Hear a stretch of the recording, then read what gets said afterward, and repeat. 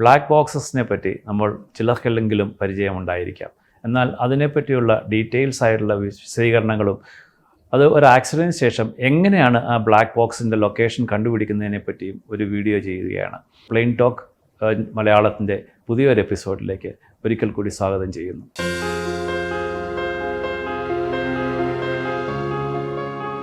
വിമാനത്തിൽ സാധാരണഗതിയിൽ 2 black ബോക്സുകളാണുള്ളത്. Black box ഒന്ന് കോക്ക്പിറ്റ് വോയിസ് റെക്കോർഡ്, പിന്നീട് അത് പുരോഗമിച്ച് സോളിഡ് സ്റ്റേറ്റ് CVR എന്നായി, സോളിഡ് സ്റ്റേറ്റ് കോക്ക്പിറ്റ് വോയിസ് റെക്കോർഡറായി. അതുപോലെ തന്നെ ഫ്ലൈറ്റ് ഡേറ്റ റെക്കോർഡ് എന്ന് പറയുന്ന ഒരു ഉപകരണം ഉണ്ടായിരുന്നു. അത് പിന്നീട് ഡെവലപ്പ് ചെയ്ത് സോളിഡ് സ്റ്റേറ്റ് ഫ്ലൈറ്റ് ഡേറ്റ റെക്കോർഡറായി, SSFDRുമായി. ഈ 2 സാധനങ്ങളും ഒന്ന് വിമാനത്തിൻ്റെ ഫ്രണ്ട് വശത്തും ഒരെണ്ണം വിമാനത്തിൻ്റെ ബാക്ക് സൈഡിലുമാണ് സാധാരണഗതിയിൽ ഇൻസ്റ്റാൾ ചെയ്തിരിക്കുന്നത്. പ്രധാനമായ കാരണം ഈ 2 സ്ഥലങ്ങളാണ് പ്രധാനമായിട്ടും ഒരു ക്രാഷിന് ശേഷം കുറച്ചെങ്കിലും ഡാമേജുകൾ ഇല്ലാതെ കിട്ടാൻ സാധ്യതയുള്ള സ്ഥലങ്ങൾ. പല ആക്സിഡൻറ്റുകളിൽ നമ്മൾ കണ്ടിട്ടുണ്ട് വിമാനത്തിൻ്റെ ടെയിൽ പ്ലെയിൻ അതേപടി, അതായത് ഫിന്നും ടെയിലും എല്ലാം അതേപടി തന്നെ അവശേഷിക്കുന്നത്. ഇപ്പം അഹമ്മദാബാദിലെ ക്രാഷിലാണെങ്കിലും അതിൻ്റെ ടെയിൽ പ്ലെയിൻ അതേപടി ഉണ്ടായിരുന്നു, വിമാനം മൊത്തത്തിലായിട്ട് കത്തിപ്പോയിരുന്നു. എങ്കിലും ഈ SSCVRന് ഏതാണ്ട് 2 മണിക്കൂർ ആണ് റെക്കോർഡിംഗ് സമയം. കോക്ക്പിറ്റിലെ 5 ട്രാക്സാണ് ഇത് റെക്കോർഡ് ചെയ്യുന്നത്. പ്രധാനമായിട്ടും pilot, copilot, area mic, observer seat mic, അങ്ങനെ എല്ലാം തനിയെ റെക്കോർഡ് ചെയ്യുകയും എന്നാൽ എല്ലാം കൂടി ഒരുമിച്ച് കേൾക്കാനും ഉള്ള, വ്യത്യസ്തമായി കേൾക്കാനും ഉള്ള അവസരം കോക്ക്പിറ്റ് CVR റെക്കോർഡിങ്ങിൽ ഉണ്ട്. അതുപോലെ തന്നെ ഫ്ലൈറ്റ് ഡേറ്റ റെക്കോർഡ് എന്ന് പറയുന്നത് പ്രധാനമായിട്ടും വിമാനത്തിൻ്റെ ടെക്നിക്കൽ ഡേറ്റാസും നാവിഗേഷണൽ ഡേറ്റാസും ആണ് റെക്കോർഡ് ചെയ്യുന്നത്. ഒരു ആക്സിഡൻറ്റ് ഉണ്ടായിക്കഴിഞ്ഞ് കഴിഞ്ഞാൽ SSFDRും SSCVRും ഡീകോഡ് ചെയ്തിട്ട് അത് രണ്ടും ഒരുമിച്ച് പ്ലേ ചെയ്ത് ഒരു കമ്പ്യൂട്ടർ സിസ്റ്റത്തിൽ ആ ഫ്ലൈറ്റിൻ്റെ കൃത്യമായ പറക്കൽ അതിൽ ജനറേറ്റ് ചെയ്യാൻ, ആർട്ടിഫിഷ്യലായിട്ട് ജനറേറ്റ് ചെയ്യാൻ സാധിക്കുകയും എന്താണ് സംഭവിച്ചത് എന്ന് കൃത്യമായിട്ട് അറിയാൻ സാധിക്കുകയും ചെയ്യുന്നതാണ്. എന്നാൽ ഏറ്റവും പുതിയ വിമാനങ്ങളിൽ പഴയ രീതിയിലുള്ള SSFDR അല്ലെങ്കിൽ SSCVR അല്ല ഉപയോഗിക്കുന്നത്.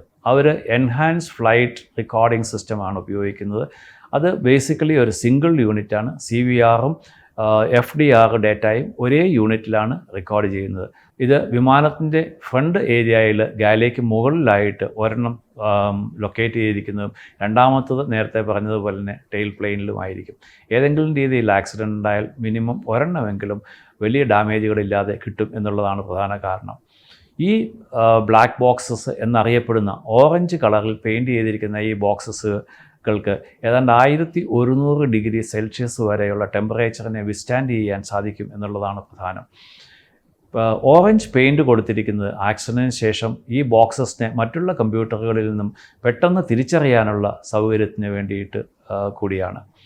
ഇനി നമുക്കൊന്ന് നോക്കാം, ഈ വിമാനം ഏതെങ്കിലും രീതിയിൽ ഒരു വാട്ടർ ബോഡി, അതായത് കടലിലോ കായലിലോ എവിടെയെങ്കിലും ലാൻഡ് ചെയ്ത് കഴിഞ്ഞ് കഴിഞ്ഞാൽ എങ്ങനെ ഈ SSCVR അല്ലെങ്കിൽ SSFDR അല്ലെങ്കിൽ ഈ എൻഹാൻസ്ഡ് റെക്കോർഡ് എങ്ങനെ കണ്ടുപിടിക്കും എന്നുള്ളതല്ലേ. ആ റെക്കോർഡറിൽ 2 റെക്കോർഡറുകളും പ്രധാനമായിട്ടും എമർജൻസി ലൊക്കേറ്റഡ് ട്രാൻസ്മിറ്റർ എന്ന് പറയുന്ന ഒരു ട്രാൻസ്മിറ്റർ ഇൻസ്റ്റാൾ ചെയ്തിട്ടുണ്ട്. പ്രധാനമായിട്ടും അത് വെള്ളത്തിൽ ലാൻഡ് ചെയ്ത് കഴിയുമ്പോൾ വാട്ടർ ഇൻഗ്രസ് ഉണ്ടായിക്കഴിഞ്ഞാൽ അത് തനിയെ ആക്ടിവേറ്റ് ആവുകയും ഒരു പെർട്ടിക്കുലർ ഫ്രീക്വൻസിയിലുള്ള സിഗ്നൽസ് കണ്ടിന്യൂസ് ആയിട്ട് റിലീസ് ചെയ്യുകയും കൊണ്ടിരിക്കും. ഏതാണ്ട് 3 കിലോമീറ്റർ വരെ റേഞ്ചിൽ ഉള്ള സെൻസേഴ്സിന് ഇത് പിക്കപ്പ് ചെയ്യാൻ സാധിക്കുകയും വിമാനത്തിൻ്റെ ഈ FDR അല്ലെങ്കിൽ CVR ലൊക്കേറ്റ് ചെയ്യാൻ സാധിക്കുകയും ചെയ്യും. ഈ അണ്ടർ വാട്ടർ ലൊക്കേറ്റർ ബീക്കണിൻ്റെ ലൈഫ് ഏതാണ്ട് 90 ദിവസം ആണ്. അത് വെള്ളത്തിൽ ഏതാണ്ട് 14,000 അടി താഴ്ചയിൽ വരെ അതിന് സിഗ്നൽസ് കൊടുക്കാനും 2 മുതൽ 3 കിലോമീറ്റർ റേഞ്ച് വരെ അത് കിട്ടുകയും ചെയ്യും. അതുകൊണ്ട് ഒരു വാട്ടർ ലാൻഡിങ്ങിന് ശേഷം ഏതെങ്കിലും ആക്സിഡൻറ്റ് ഉണ്ടായിക്കഴിഞ്ഞാൽ അണ്ടർ വാട്ടർ ലൊക്കേറ്റർ ബീക്കന് വേണ്ടിയിട്ട് വളരെയധികം ദിവസങ്ങൾ തിരഞ്ഞാണെങ്കിലും കണ്ടുപിടിക്കാൻ സാധിക്കുന്നത്. ഇപ്പോൾ നമുക്ക് ബ്ലാക്ക് ബോക്സ് എന്ന് പറയുന്ന ഓറഞ്ച് കളറിലുള്ള ആ കമ്പ്യൂട്ടർ സിസ്റ്റത്തെ പറ്റി ഒരു വിവരണം കിട്ടിക്കാണുമല്ലോ. ഇതിൽ നിന്നാണ് വിമാനത്തിൻ്റെ ക്രാഷിനെ പറ്റിയുള്ള എല്ലാ വിവരങ്ങളും ശേഖരിക്കുന്നത്. ഇതുപോലെ തന്നെ ഉപയോഗപ്രദമായ വീഡിയോകൾ നമ്മൾ ഇനിയും ചെയ്യുന്നതായിരിക്കും. നിങ്ങൾക്കിഷ്ടമായെങ്കിൽ ലൈക്ക് ചെയ്യുക, ഷെയർ ചെയ്യുക, സബ്സ്ക്രൈബ് ചെയ്യുക.